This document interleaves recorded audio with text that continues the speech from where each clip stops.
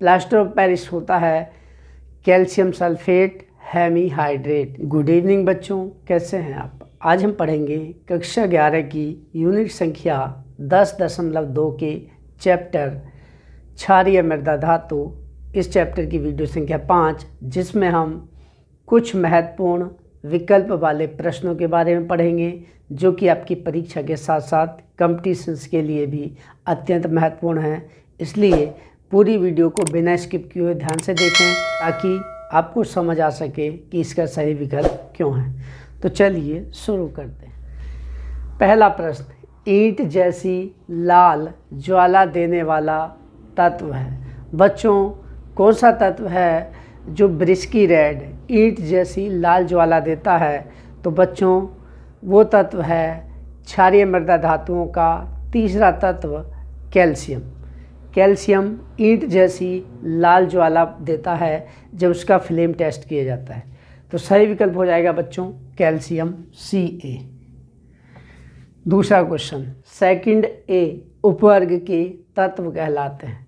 बच्चों, सेकंड ए उपवर्ग के तत्वों को कहा जाता है क्षारीय मृदा धातु, एल्कलाइन अर्थ मेटल्स, क्योंकि ये सिलिका की तरह, मृदा की तरह अगलनीय होते हैं और क्षारीय प्रकृति के होते हैं।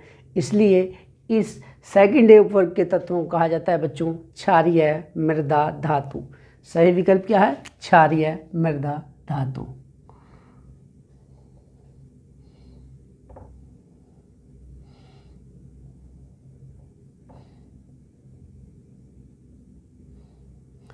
नेक्स्ट क्वेश्चन, अगला प्रश्न है, सबसे अधिक अविलेय फ्लोराइड है।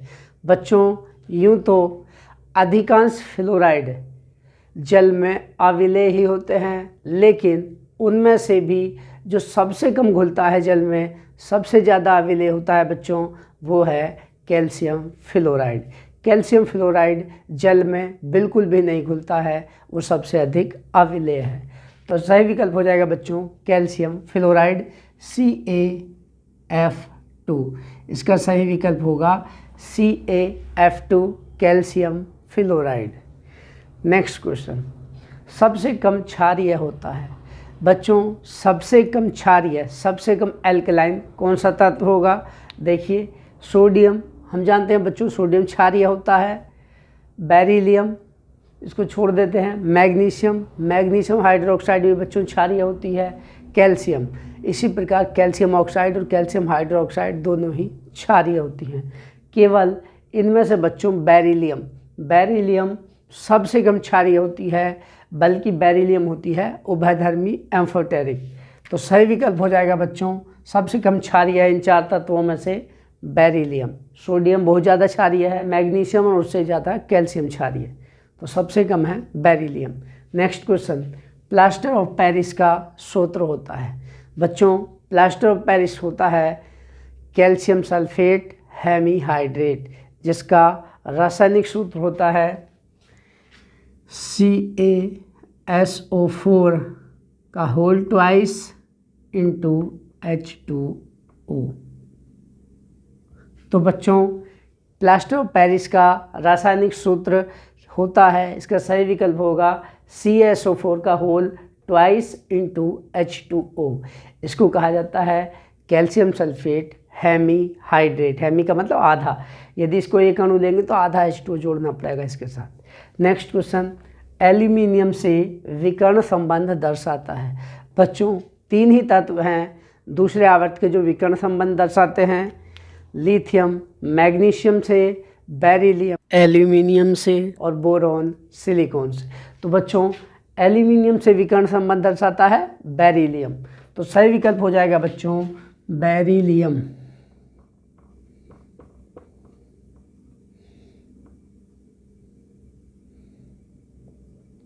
Be,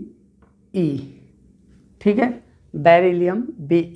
इसके बाद नेक्स्ट क्वेश्चन है बच्चों, उभयधर्मी ऑक्साइड है। 4 ऑक्साइड दिए हैं।